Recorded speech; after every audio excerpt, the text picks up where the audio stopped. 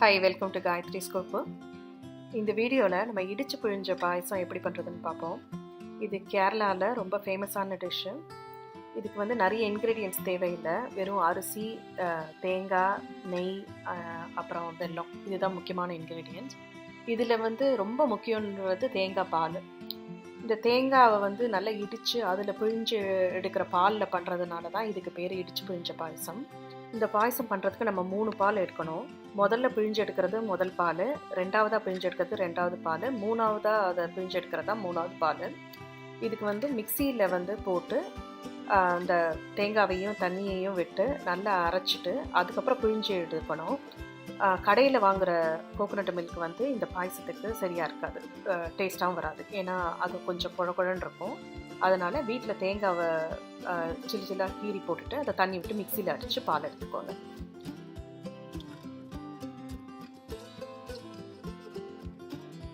So இந்த மாதிரி 3 பால் எடுத்ததுக்கு அப்புறமா முதல்ல வந்து அரிசியை வந்து கீயில், அதாவது நெய்யில் வந்து லைட்டாக வறுத்துக்கணும். பொன்னிறமாக வறுக்கணும்னு அவசியம் இல்லை. ஜஸ்ட் 1 or 2 minutes போட்டு அந்த தண்ணியெல்லாம் வத்துறதுக்கு, இல்லை அதை வாஷ் பண்ணதுக்கப்புறம் இருக்கிற அந்த வாட்டர்லாம் போகிற வரைக்கும் லைட்டாக வதக்கிக்கணும். அதுக்கப்புறம் அதை 3வது பாலில் வேக விடணும். குக்கரில் விட்டு வேக விட்டுக்கோங்க. அதுக்கப்புறம் வாழைப்பழத்தை சின்ன சின்னதாக நறுக்கி அதை வந்து நெய்யில் வதக்கி எடுத்து தனியாக எடுத்து வச்சுக்கோங்க. அப்புறம் ஒரு உருளிலேயோ இல்லை நல்ல கனமாக இருக்கிற பாத்திரத்தில் முதல்ல வெல்லத்தை போட்டு, ஒரு 1/2 டம்ளர் தண்ணி விட்டு அந்த வெல்லத்தை முதல்ல கரைச்சிக்கணும். கரைச்சதுக்கப்புறமா அதில் வந்து இம்பியூரிட்டிஸ், அந்த அழுக்கெல்லாம் இருந்ததுன்னா அதை வடிகட்டி எடுத்துட்டு அதுக்கப்புறம் அதில் இந்த குக் பண்ணி வச்சுக்கிற ரைஸை போட்டு கொதிக்க விடணும். ஒரு 2-3 நிமிஷம் கொதிச்சதுக்கு அப்புறமா இந்த 2வது பாலை விட்டு மறுபடியும் கொதிக்க விடணும். அது ஒரு நல்ல அந்த பாயசம் வந்து நல்ல திக்காக வரும். கொஞ்சம் நேரம் அதை மூடி வச்சும் கொதிக்க விடலாம். ஒரு 3-4 நிமிஷம் கழிச்சதுக்கப்புறம் அது நல்லா திக்காக வரும்.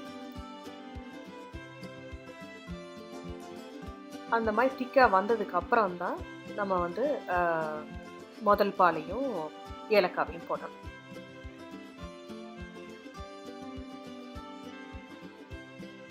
அந்த முதல் பால் விட்டதுக்கு அப்புறமா இந்த பாயசத்தை கொதிக்க வைக்கக்கூடாது. உடனேவே அடுப்பை ஆஃப் பண்ணிடணும். ஆஃப் பண்ணிவிட்டு நல்லா மிக்ஸ் பண்ணி எடுத்து வச்சுருங்க. அப்புறம் சர்வ் பண்ணுறதுக்கு முன்னாடி அந்த நம்ம வதக்கி வச்ச அந்த வாழைப்பழத்தை மேலே போட்டு, இல்லை கலந்தும் போட்டுக்கலாம், போட்டுட்டு சர்வ் பண்ண வேண்டியதுதான். இதை செஞ்சு பாருங்கள். இது ரொம்ப நல்லாயிருக்கும். இந்த பாயசம் கொஞ்சம் நேரம் எடுத்தாலும் ரொம்ப ருசியாக இருக்கும். இதை சர்வ் பண்ணுறதுக்கு முன்னாடி 1 டீஸ்பூன் நெய்யை வந்து மேலாக விட்டுட்டு அதுக்கப்புறம் சர்வ் பண்ணுங்கள். இது என் பாட்டியோட ரெசிபி.